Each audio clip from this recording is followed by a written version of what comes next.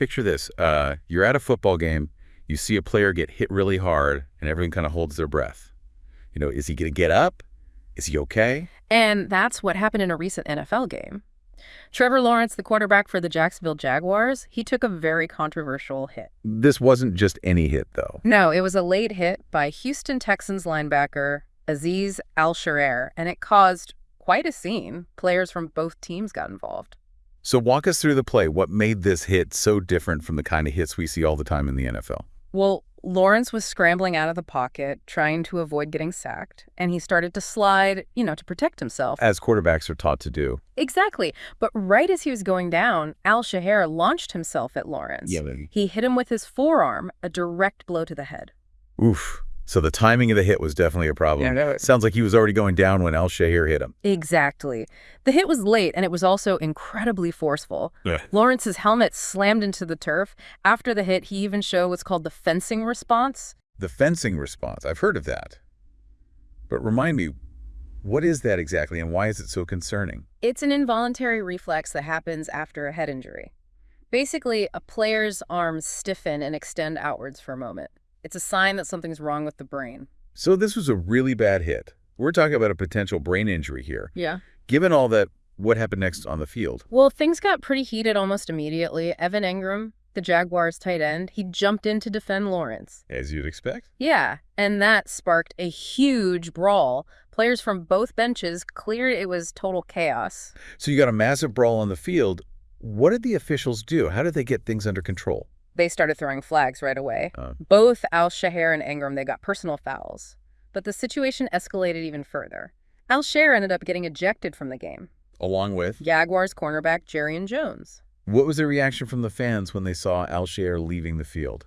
They were furious. They were booing him relentlessly, and things actually got so intense that he needed a police escort to get off the field safely. You mentioned that he got a personal foul and was ejected from the game. Could there be other consequences for what he did? Oh, absolutely. The NFL takes these kinds of hits very seriously. Given how dangerous that hit was and the fact that it started a brawl, it wouldn't be surprising to see Al-Shaair get fined or even suspended. So let's talk about Trevor Lawrence. What was the official diagnosis of his injury, and was he able to continue playing? He was diagnosed with a concussion, and unfortunately, he was ruled out for the rest of the game. Concussions are no joke. Not at all. They can have serious long-term effects, so it was the right call to take him out of the game. So with their starting quarterback out, what happened to the Jaguars, who took over for Lawrence? Backup quarterback Mac Jones had to step in. Not an easy position to be in. No, not at all. He was thrown into a very difficult situation. He didn't have much time to prepare mentally, and of course the team was already trailing, and everyone was shaken up by what happened to Lawrence. And this whole incident really brings up a much bigger issue in the NFL player safety. How does the league balance the physical nature of the sport with the need to protect its players? It's a constant challenge. Football is a tough sport. There's no getting around that.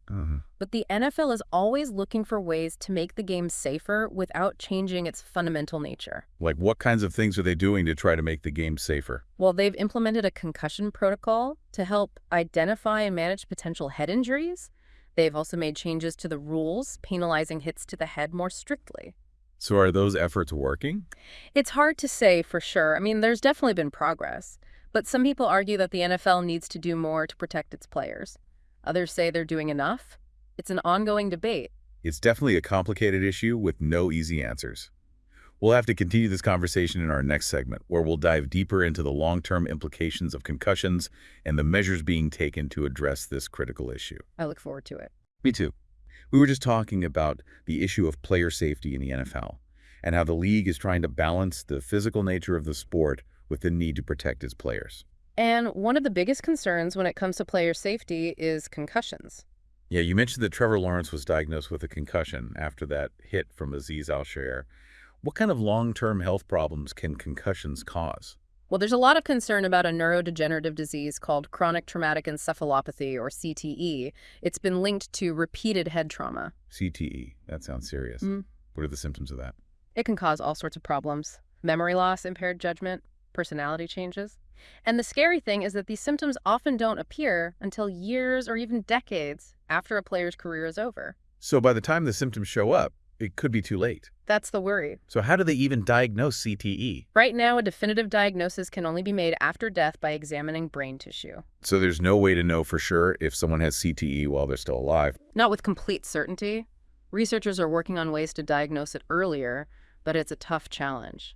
So knowing all this, how is the NFL trying to prevent concussions and protect players from these long-term risks? They've implemented a concussion protocol that requires players who show any signs of a concussion to be removed from the game. And then what happens? They have to undergo a series of tests before they're allowed to return to play. So they don't just get waved back onto the field. No, it's a much more cautious approach. Has there been any pushback against the concussion protocol? There have been some cases where players have returned to games maybe a little too soon after a suspected concussion. So there are questions about whether the protocol is always being followed properly. And there's also the issue of players feeling pressure to play through injuries. That's a tough situation. Yeah. But besides the concussion protocol, what else is the NFL doing to improve player safety? They've made changes to the rules, like penalizing hits to the head more strictly, and they're investing in research to try to improve helmet technology. Because better helmets would mean fewer head injuries. That's the idea. But there are limits to how much helmets can protect the brain. Oh, so. Even with a helmet, the brain can still move around inside the skull during a violent collision. So even with all these efforts, it's impossible to eliminate the risk of head injuries entirely. Unfortunately, no. You mentioned earlier that the NFL is trying to find a balance between player safety and preserving the physicality of the sport. Why is that so difficult? Because football is a collision sport by its very nature. Yeah. And a lot of fans love the big hits, the hard-nosed tackles. So they don't want to see the game become too soft. Exactly. But at the same time, the NFL has a responsibility to protect its players. So it's a balancing act. What do people who think the NFL is doing enough to protect players say? They point to things like the rule changes, the concussion protocol, and the research being done on helmets as evidence that the league is taking player safety seriously. And what about the people who think the NFL needs to do more? They argue that the NFL is more concerned with profits than with player well-being. They say the rule changes haven't gone far enough and that the culture of the sport still glorifies violence.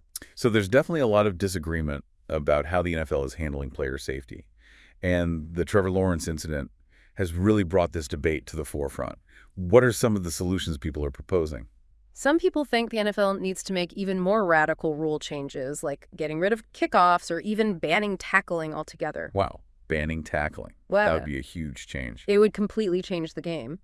But others think that focusing on stricter penalties for illegal hits and teaching players safer tackling techniques is a more realistic approach. Safer tackling techniques, what does that mean? It means teaching players to wrap up the ball carrier instead of trying to deliver a knockout blow. It's about using the shoulder and arms to make the tackle while avoiding helmet-to-helmet contact. Are any teams actually using these safer tackling techniques? Some teams, like the Seattle Seahawks, have started using rugby-style tackling, and they've seen some success in reducing injuries. But it's probably hard to get everyone on board with these new techniques. It's a cultural shift.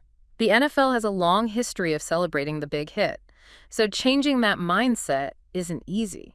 What about the fans? Can they do anything to promote player safety? Absolutely. Fans can send a message to the league and the players by not cheering for dangerous hits and by applauding players who make smart, safe tackles. So it's not just up to the NFL. It's up to everyone involved in the sport to create a safer environment. Exactly. Let's go back to the Trevor Lawrence incident for a moment. What do you think Azeez Al-Shaair's actions say about the current state of player safety in the NFL? I think it shows that despite all the progress the NFL has made, there are still players who are more focused on making a big play than on protecting their opponents. And what could happen to the NFL if they don't take player safety seriously enough? They could face lawsuits from former players who are suffering from long-term injuries. They could see a decline in viewership as fans become disillusioned. And they might have trouble attracting young athletes who are worried about their health. So stakes are pretty high. There are. There's also the moral and ethical aspect of it. The NFL has a responsibility to take care of its players. So it's not just about money and entertainment. It's about doing the right thing. Now let's shift gears a bit and talk about how the game itself played out after Trevor Lawrence got injured. How did the Jaguars manage without their starting quarterback? Mac Jones, the backup quarterback, did his best, but it was a tough spot to be in.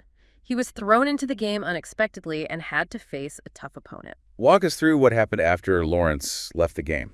Well, Jones completed one pass for 5 yards and helped set up a field goal before halftime, but overall, the Jaguars struggled to move the ball without Lawrence. What was the final score? The Houston Texans won 13-3. Why do you think the Jaguars lost? The Texans' defense played really well, and the Jaguars' offense just couldn't get anything going without Lawrence. So losing their starting quarterback was a big blow. It was.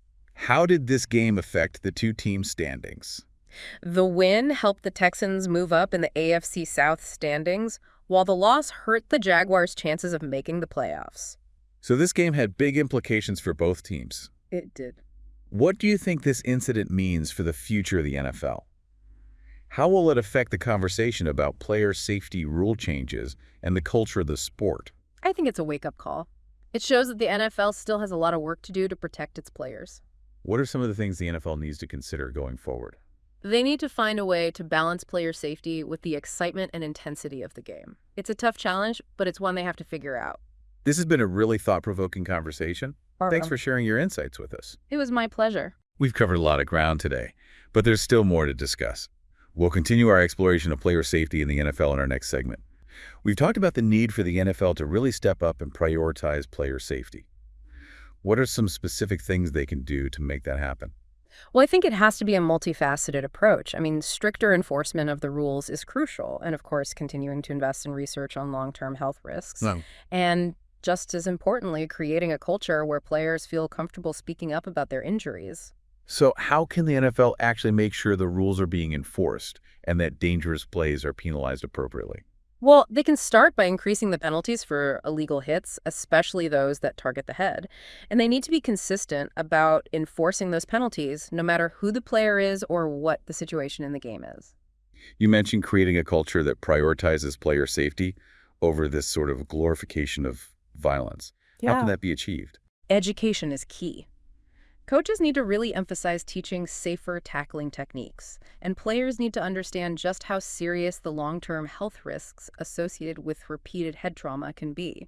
And what about former players, especially those who actually suffered the consequences of injuries they sustained during their careers? Yeah. Can they play a role in this cultural shift? They absolutely can. Their voices carry a lot of weight. They can share their personal stories, raise awareness about the long-term effects of injuries, and advocate for better protections for current and future players. We've talked about what the NFL can do and what former players can do. But what about fans? What can they do to make a difference? Fans can definitely make their voices heard. They can contact the league and their favorite teams, express their concerns, and demand that player safety be taken seriously. They can also support organizations that are working to promote player safety and research the long-term health effects of football. So it's really a collective effort. It is. Everyone who cares about the game has a role to play. Let's imagine for a second that the NFL doesn't make these changes. What could happen? Well, they could start losing fans as people become disillusioned with the violence of the game. They could also face more lawsuits from former players who are dealing with serious health problems. And they might even have trouble attracting young athletes who are worried about the risks involved in playing football. So the future of the sport could be at stake. It can be. This has been a really important conversation, and I appreciate you taking the time to share your expertise with us. It was my pleasure. As we wrap up this deep dive into player safety in the NFL, I want to leave our listeners with this thought. The NFL has a responsibility to protect its players. It's not just about entertainment. It's about people's lives and their long-term health. So let's all do our part to make the game safer for everyone involved. Goodbye, and see you in the next video.